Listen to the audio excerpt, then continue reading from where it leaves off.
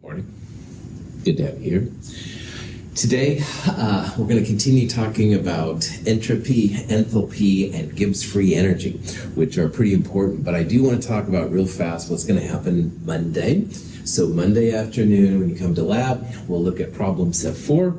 Quiz 4 will be only over the last chapter. So solubility, formation constants, complex ions, but it won't have anything from this chapter. So there won't be any entropy, enthalpy kind of stuff.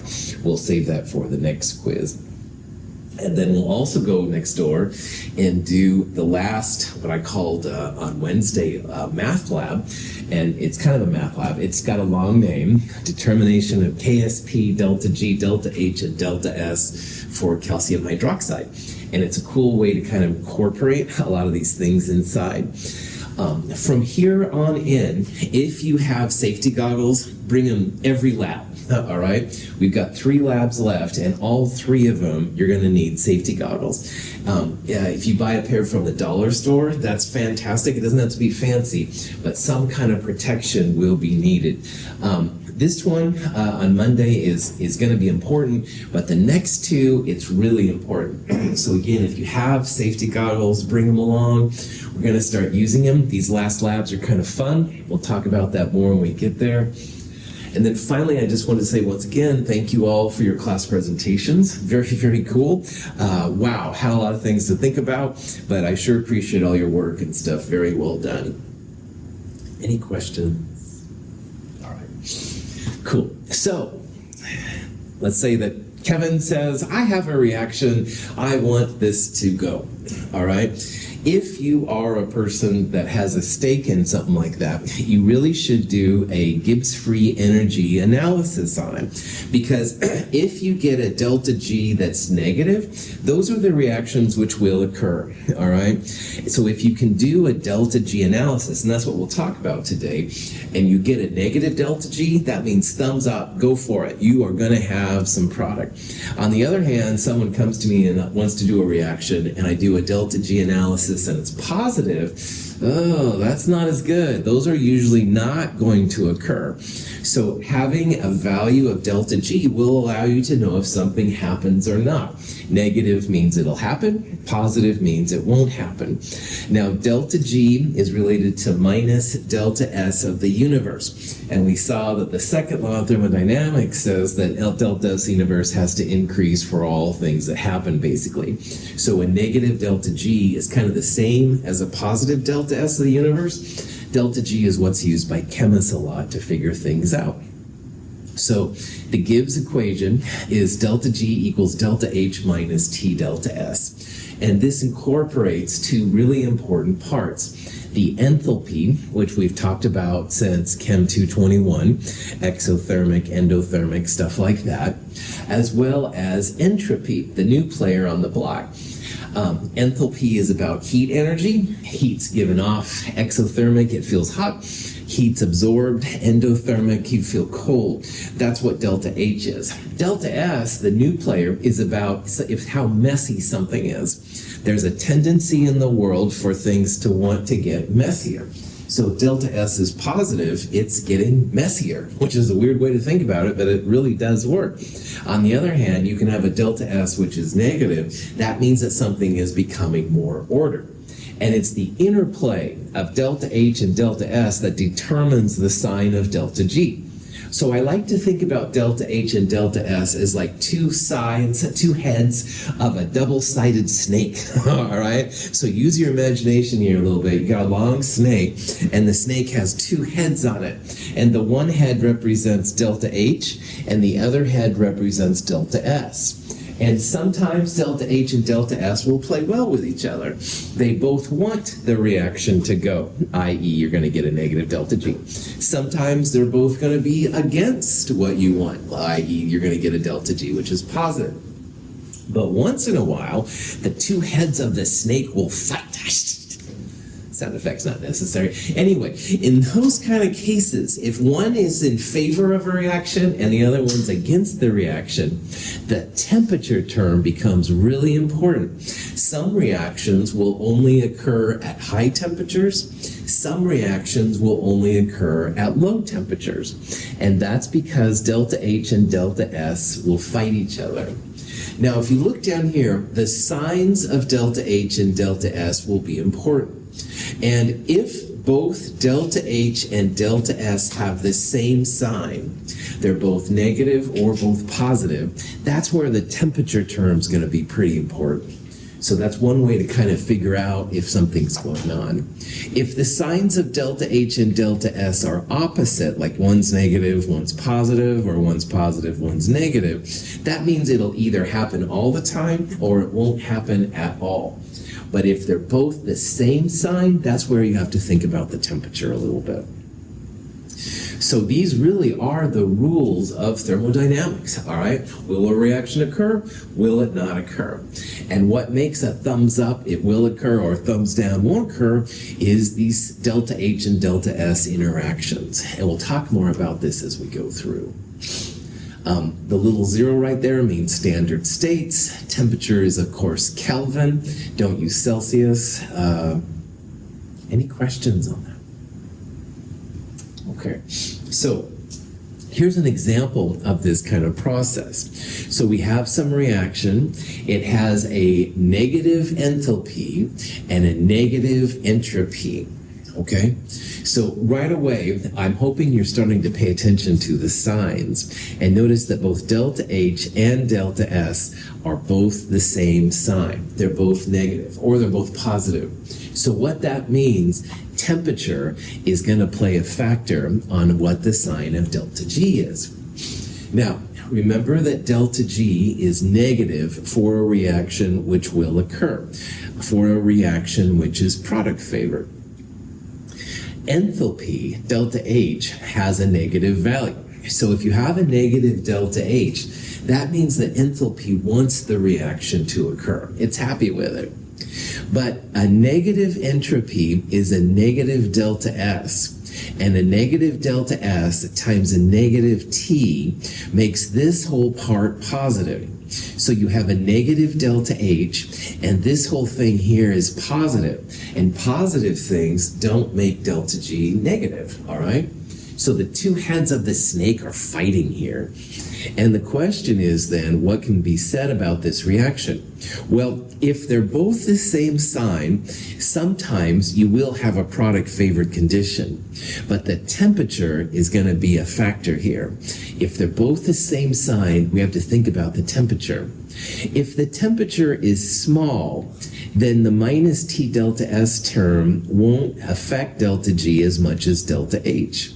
So low temperatures will definitely be product favored because your delta H is going to overpower your T delta S. But on the other hand, as T starts getting bigger, then T delta S will begin to compete and eventually overpower delta H.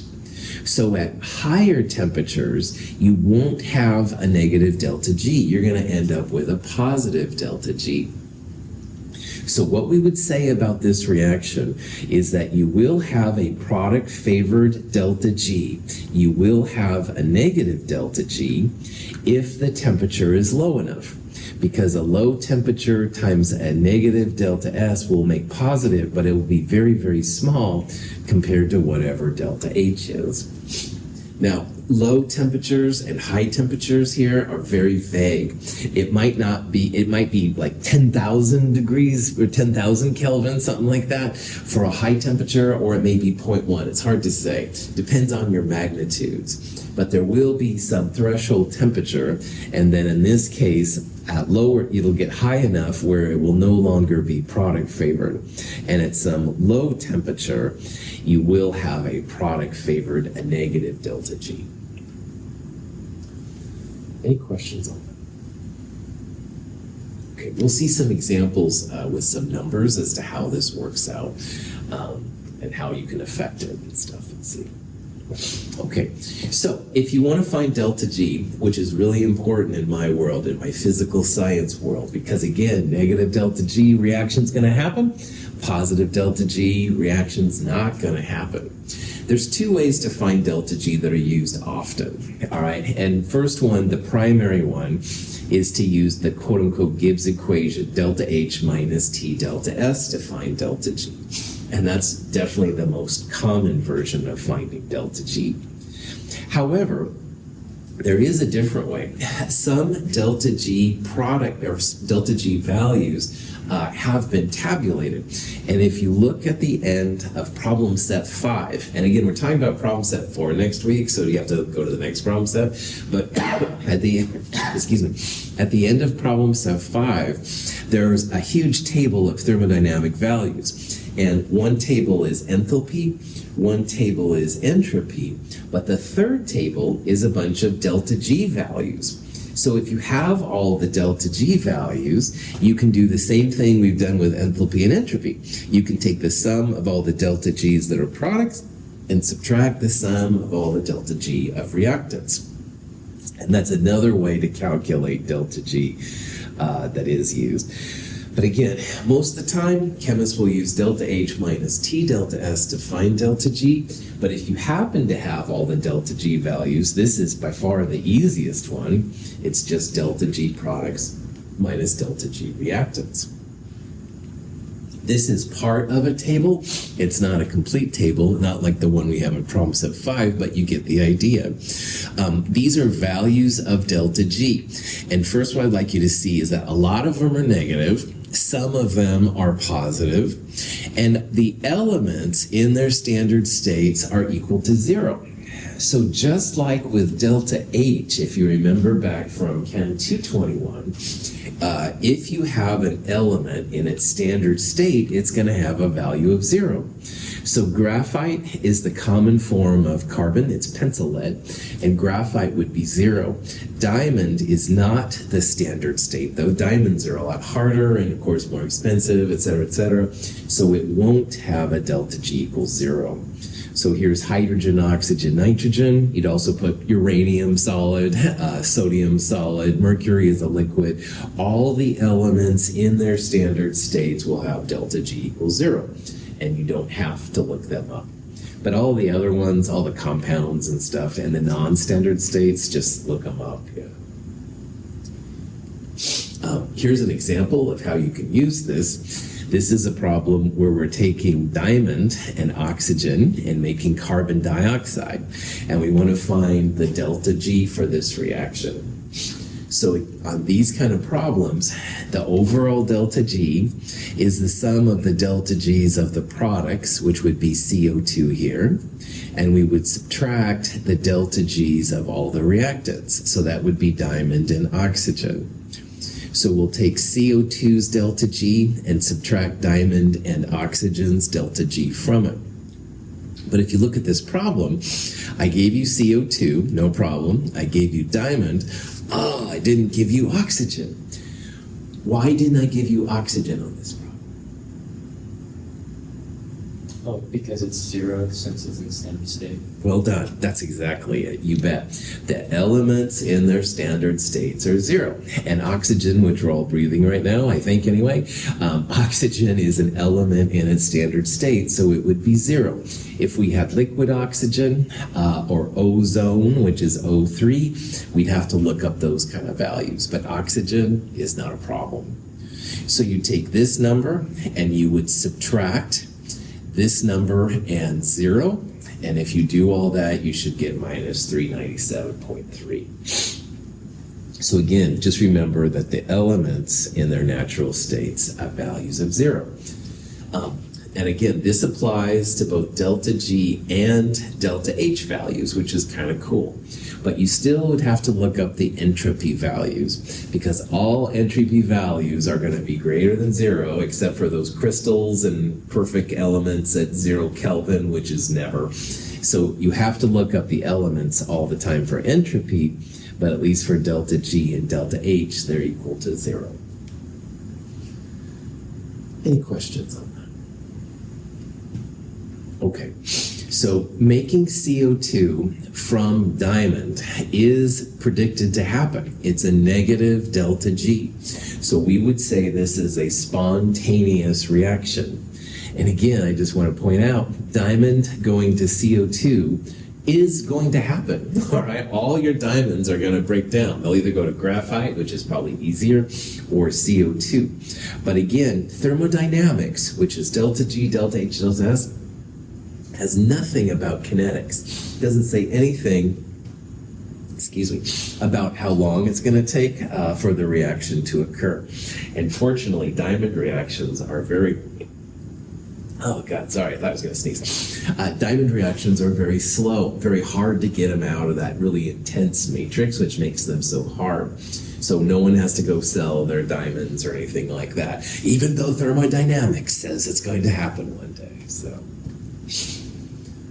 cool. Questions? All right, so here's another example. Let's take the combustion of regular graphite into CO2. So again, same kind of problem, only now we're starting with graphite. And again, punchline, the elements in their standard states, deltaG equals 0. So we're going to use that same value of deltaG we did just a second ago, minus 394.4, and we'll subtract graphite and oxygen. But graphite is the normal form of carbon, so it's equal to 0. And oxygen, still an element, is going to be equal to 0. So making CO2, you bet that's going to happen, minus 394.4 kilojoules. It's really easy to make CO2, which is the problems we're having now with greenhouse gases and global warming, stuff like that. But anyway, CO2 forms really readily. deltaG confirms that. It'll form from both graphite and diamond. Graphite, though, is a little bit easier because of the kinetics. It goes a little bit faster than if you had diamond. So, darn thermodynamics. Anyway. Now, some reactions that occur can be both enthalpy-driven and entropy-driven. So we don't worry about the temperature at all. And sometimes, if you watch a reaction, you can see if it's enthalpy-driven or not, or entropy-driven or not. So if a reaction is going to occur, to be enthalpy-driven means to have a negative sign of deltaH. And a negative deltaH means exothermic. Energy is given off. So if you feel a flask and it feels warm, that's exothermic. That's a negative deltaH right there. Now, entropy-driven reactions have a positive deltaS. And remember, positive entropy means more disorder. So more disorder, more entropy often means a gas is being formed because gases have really high entropy compared to liquids and solids. So we're going to watch this reaction and we'll make a prediction based on just what we see if we have an enthalpy-driven or entropy-driven. We pour sodium carbonate into hydrochloric acid. It dissolves rapidly to produce aqueous sodium chloride and gaseous carbon dioxide. In this case, entropy increases, and the reaction is energetically favored to occur. It is both enthalpy and entropy driven.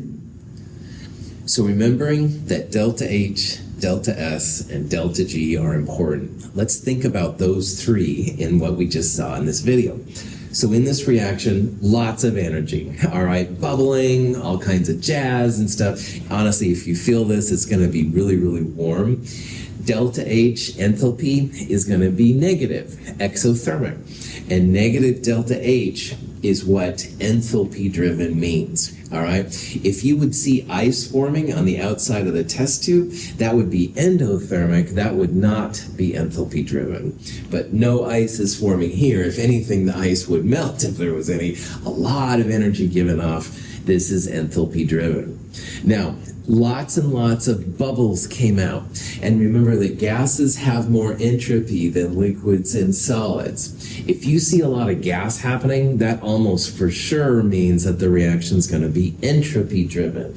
Your delta S value will be positive in those cases. So gas formation almost always means entropy driven. And then finally, in regards to delta G itself, we mix these chemicals together, and they didn't sit there, all right? They started going crazy on each other, and gases were going off and stuff. It's a fun reaction to watch this happen. Anyway, if something happens, then your delta G is negative. If we put the chemicals together and they sit there, delta G would be positive. Nothing happened.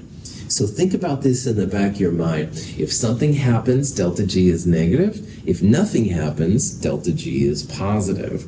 And you can also think about the energy given off to be enthalpy driven, and forming gas especially will indicate that you have an entropy driven reaction. Any questions on that? All right, so here's a reaction where we're taking acetylene and we're burning it to make CO2 and water.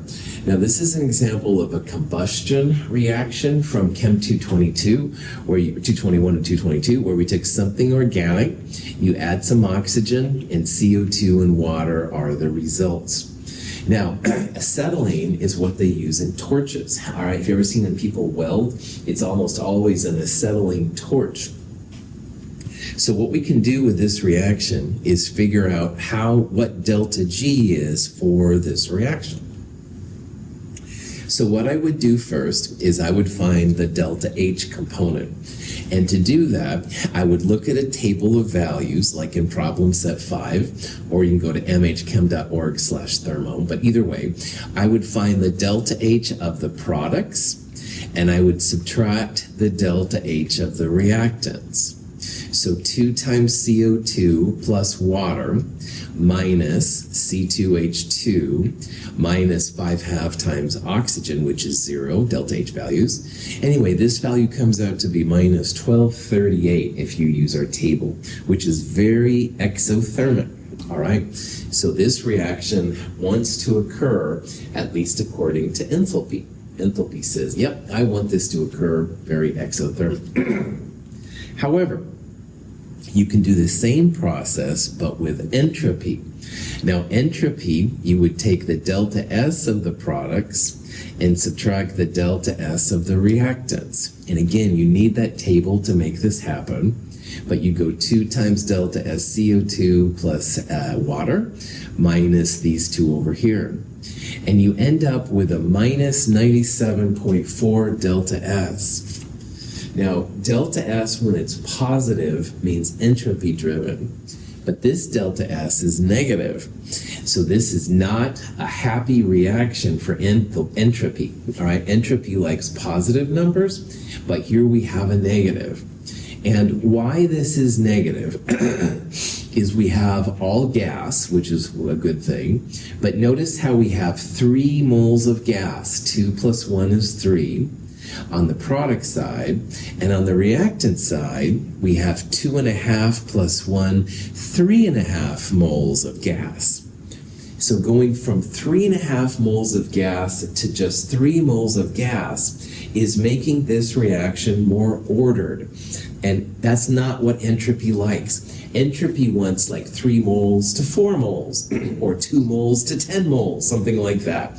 But here we have 3.5 going to 3. And that's a chemist's way of having a more organized system, if you will. This is why delta S is negative. Entropy doesn't like this reaction, all right? It doesn't want it to happen. So we would say that this reaction is enthalpy driven because delta H is negative. But it is not entropy driven because delta S is negative. Delta S needs to be positive in order to be entropy driven. Questions so far? Okay. Now, notice that both signs of delta H and delta S are the same. So this is now where temperature is going to play an important role in how this goes on.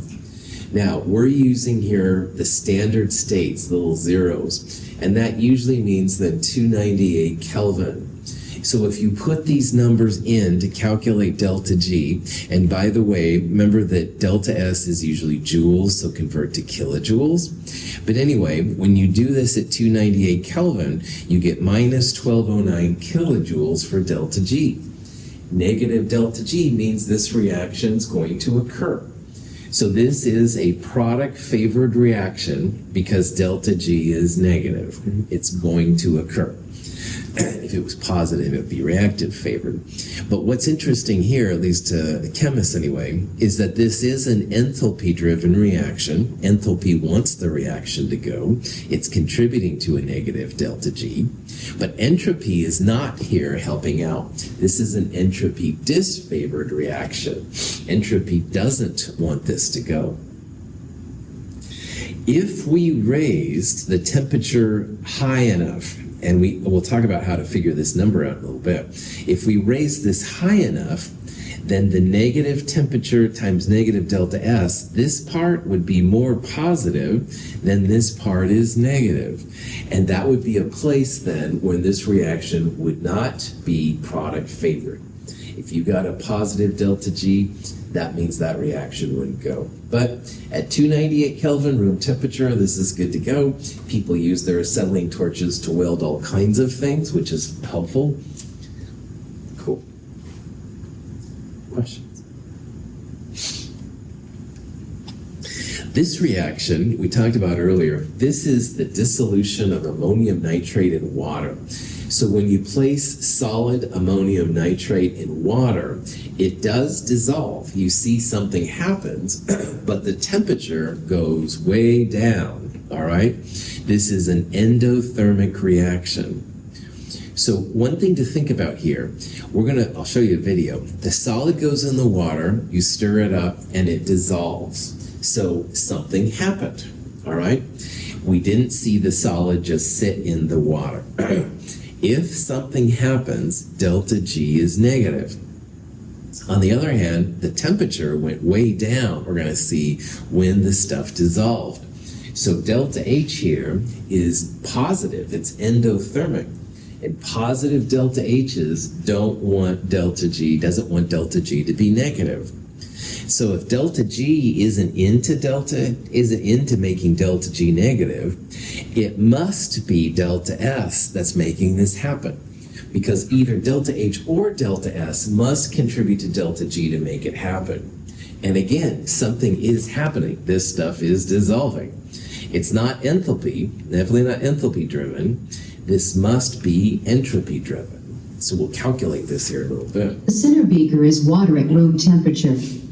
To this we add solid ammonium nitrate.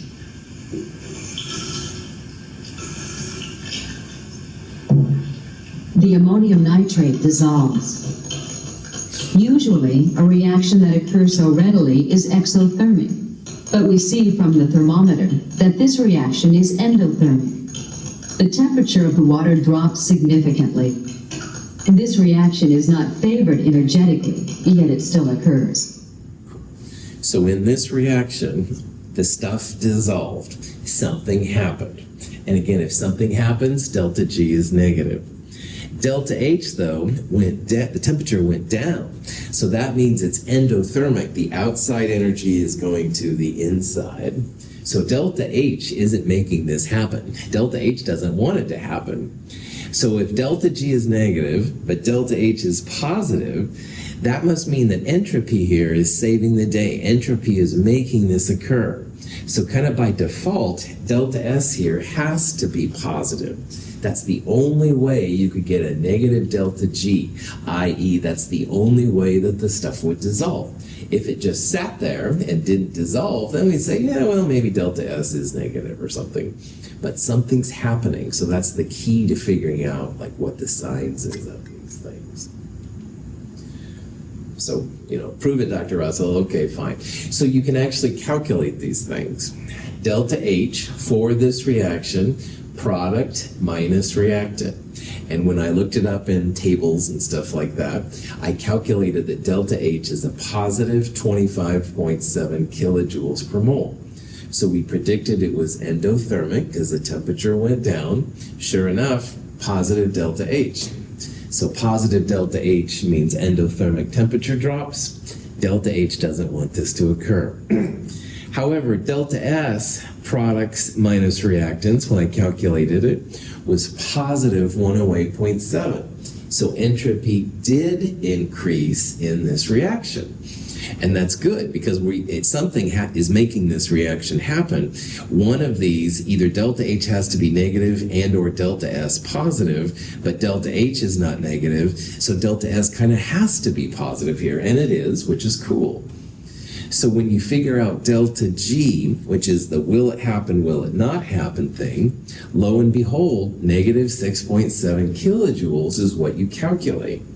And this just shows chemists that, yeah, this reaction is going to happen. It's negative. It's not happening because of enthalpy. This is not an enthalpy-favored reaction. This is an entropy-driven favored reaction. Entropy wants this reaction to go. So for this reaction, this is product favored. Delta G is negative. Something happened, all right? If delta G was positive, we'd call it reactant favored. Nothing would happen. It's product favored not because of delta H, but because of delta S. Positive delta S means it's an entropy-driven reaction. Entropy is making this reaction possible. Questions on it? Okay. Now, another kind of situation you could maybe see yourself in with this kind of stuff is if you have a reaction like this. Now this is rust, iron 3 oxide, all right? And rust, as you know, just forms naturally. You leave something iron outside, it begins to rust. But let's say that I come to you and I say, boy, I've got a lot of this rust on my stuff, and I've got a lot of carbon. I bet I could make this into pure iron and carbon dioxide. And you, as the hip thermochemist, says, well, let me think about this. So you can calculate delta H, and again, to get this number right here, products minus reactants, you would use a table of values from like problem set 5, and you get a positive 467.9 kilojoule value. Is that endothermic or exothermic?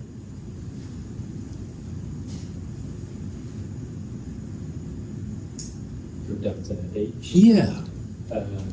And Correct, that's right.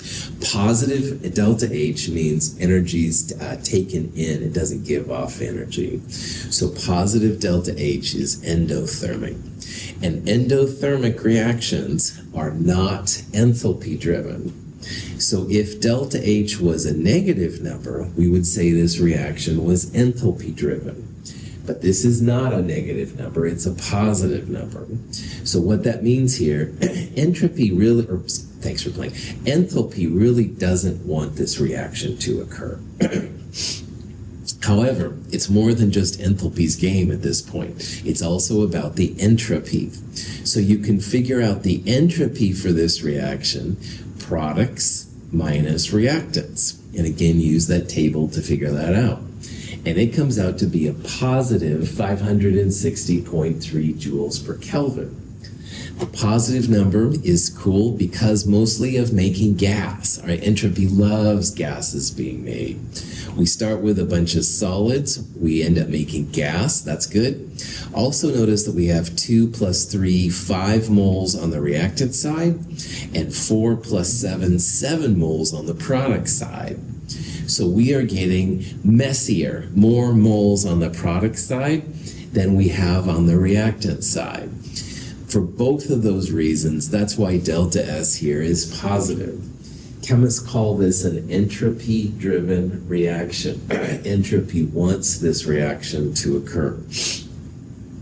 So we've got entropy positive and enthalpy positive. Notice they're both the same sign. We'll help come back to that in a little bit. However, when we calculate delta G at 298 Kelvin, which we would get by delta H minus T, 298, delta S, and turn it into kilojoules, we end up with a positive 300.8 kilojoule value. Now, when Gibbs free energy is positive, that's a thumbs down. That reaction is not predicted to occur. We would call this a reactant favored deltaG. And so then I have this really sad face, and I'm like, oh man, I had such high expectations for turning my rust and carbon into this other stuff. But then you remember that if the signs of delta H and delta S are the same, temperature is going to be a factor, all right? Now at room temperature, this reaction is not going to go, positive deltaG. But at some higher temperature, the delta S term is able to overpower the delta H term, and you can actually end up with a negative deltaG. So the question is here, at what temperature will deltaG go from being positive to negative? All right, it's not happening at 298 Kelvin, but maybe at a higher temperature, you could make this a viable reaction. Like you'd actually end up getting a negative deltaG. And it's not too hard to figure out. So what you want to do to figure out the threshold temperature where you go from a positive deltaG to a negative deltaG, or from a reactant favored thumbs down reaction to a product favored thumbs up negative deltaG, what you want to do is just set your deltaG equals to 0. So if deltaG equals delta H minus T delta S, it's like 0 equals delta T minus T delta S. So you can put this on the other side. You'll have delta H equals T delta S. And you can essentially solve for T. And T is going to be just the delta H value divided by the delta S value. Now again, delta S is usually in joules per Kelvin. Well, delta H is usually kilojoules. So you've got to turn kilojoules into joules or joules into kilojoules, and you get to pick which way to go. But in this case, what I did is I turned the joules into kilojoules. So 560.3 became 0.5603. Notice it's kilojoules over kilojoules per Kelvin. The kilojoules will cancel out and you'll be left with Kelvin. And so you get this 835.1 number. And you're like, okay, what does this mean? This number is the temperature at which you go from a positive deltaG to a negative deltaG. So if I was like, oh man, I really want this reaction to occur, you could then say, hey, 836 Kelvin, all right, just a little bit over that threshold, you're going to get a negative deltaG, all right? It's the threshold temperature from being non-spontaneous to spontaneous, which is kind of cool. So this threshold temperature can be important. And a lot of times businesses, companies will figure out these threshold temperatures, and they're usually kind of high. But in the industrial world, if money is important, you can make these things happen. So if some company or person really wanted this reaction to go, you'd say, hey, pump it up to 836 Kelvin or higher. This reaction is going to start being spontaneous, and you're going to start making pure iron from your rust, which is kind of cool. So once in a while in industrial processes, you'll see like massive, high temperature kind of systems, blah, blah, blah. That's because they need to get them up there to make some reaction product favored, which is reactant favored at room temperature, all right? And this is the way they can calculate it if you have delta H and delta S. Any questions on that? A more practical example of this is just ice going to liquid water or liquid water going to ice.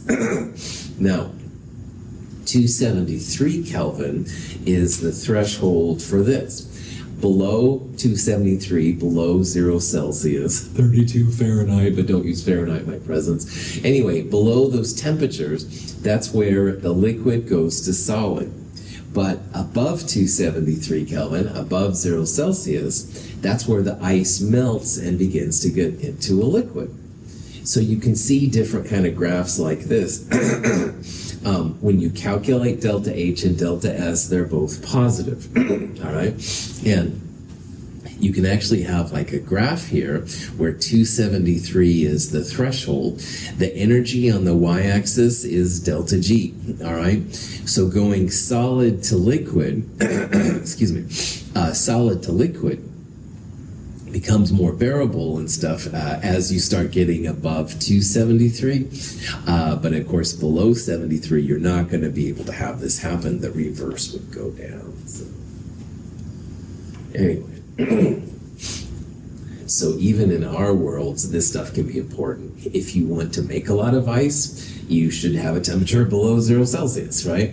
On the other hand, you want to melt ice, or you're sick of the snow being outside, hope for warmer temperatures. That way you can start having this stuff melt and it'll start turning back into liquid water, stuff like that. Okay. So here's an example. We've got some reaction. It's not product favored at room temperature. So not product favored would mean that the delta G is a positive number.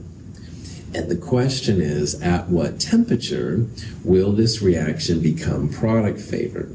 And here are the values of delta H and delta S. So what you would do in this case is the Gibbs equation, delta G equals delta H minus T delta S. But to figure out these kind of questions, you let delta G be 0. So you have 0 equals delta H minus T delta S. You want to add T delta S to both sides. So these will cancel out. And you'll have T delta S equals delta H. And then finally, if you divide, thanks for playing. You divide both sides by delta S. Sorry, I was thinking about, I don't know where my brain was. Anyway, delta S cancels out. T equals delta H divided by delta S. So you'll take your enthalpy, delta H, divided by the entropy, delta S. But there's one more thing you've got to do, because delta H is almost always kilojoules, as well as delta G for that matter. Delta S, though, is usually joules. So you've got to convert, what I'll do here is I'll convert joules into kilojoules. You could go kilojoules into joules, either way is fine. Delta S in kilojoules would be this number divided by 1,000. So it becomes 0.1. So delta H would be 50. We'll divide it by 0.1, which is delta S in kilojoules. You can probably see it's going to be 500 Kelvin then. So 50 divided by 0.1 is how this 500 Kelvin comes in. So what this means then is that at 501 Kelvin, your reaction will become spontaneous. Your delta G will be negative. Temperatures up to 500, though, you're going to have a reactant favored condition. You won't have a positive, you'll have a positive delta G. But boy, past 500, that's when negative delta G's start to kick in and you start to take care of business. Any questions on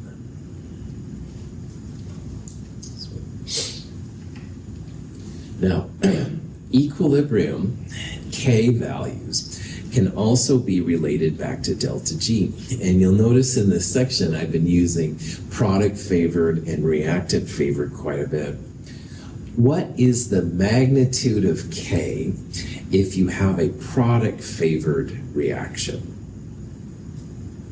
Greater than or less than? Greater than 1, right on, yeah. K's greater than 1 are product favored, and K's less than 1 are reactant favored. K will never be 0, it won't be negative, but having it greater than or less than 1 is really important.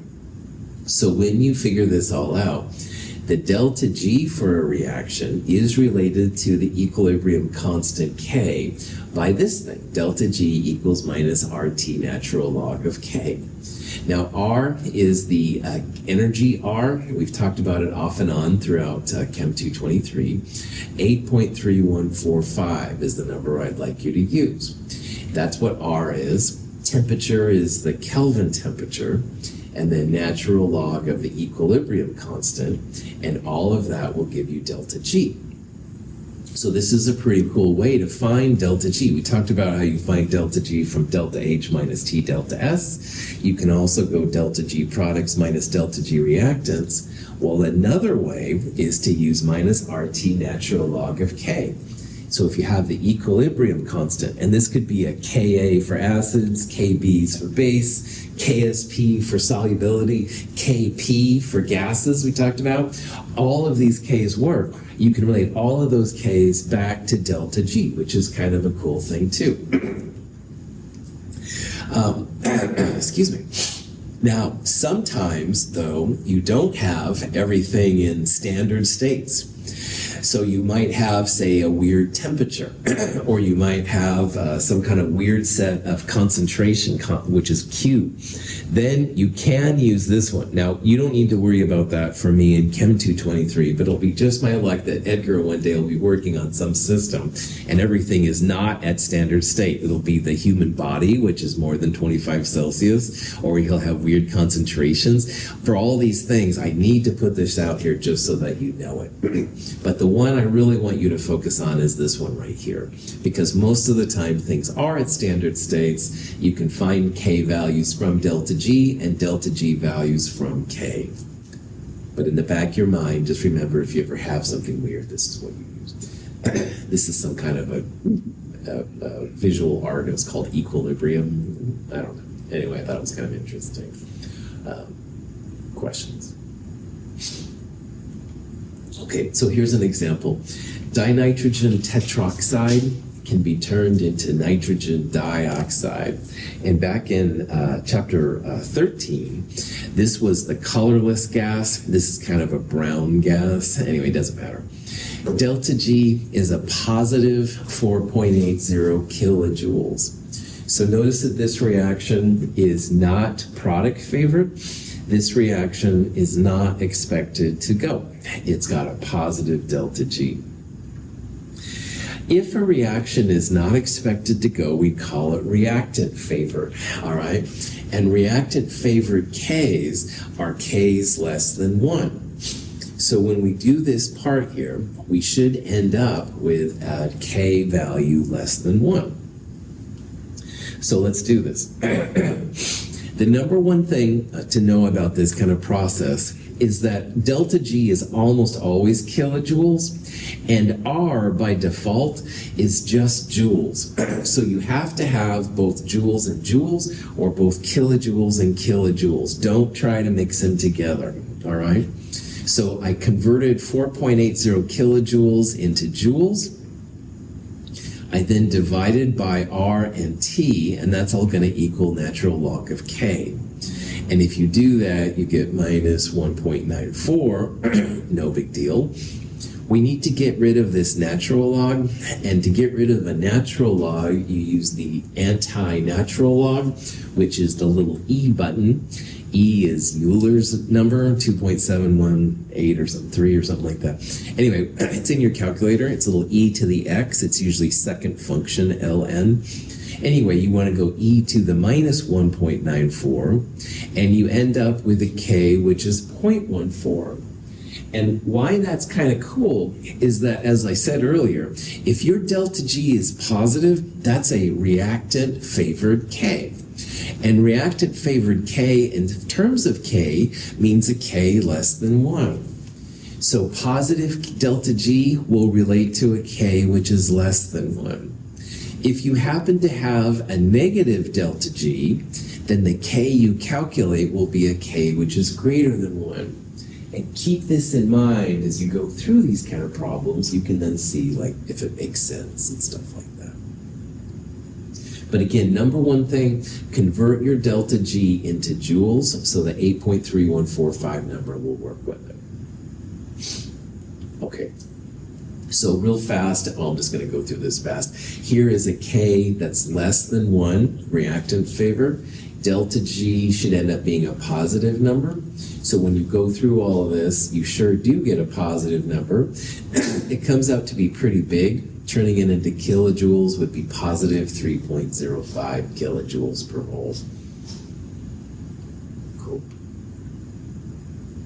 All right. So that's actually it for this chapter, which is kind of cool. Thermodynamics is kind of interesting, pretty powerful when it comes to chemistry. However, as we talked about, there are just some reactions that just always positive delta G. The next chapter, chapter 17, I'll talk about a way that sometimes you can cheat those rules, and it's through electricity, through electrochemistry. So we'll start all that on Monday, but any questions? Have a great weekend. Thanks for being here.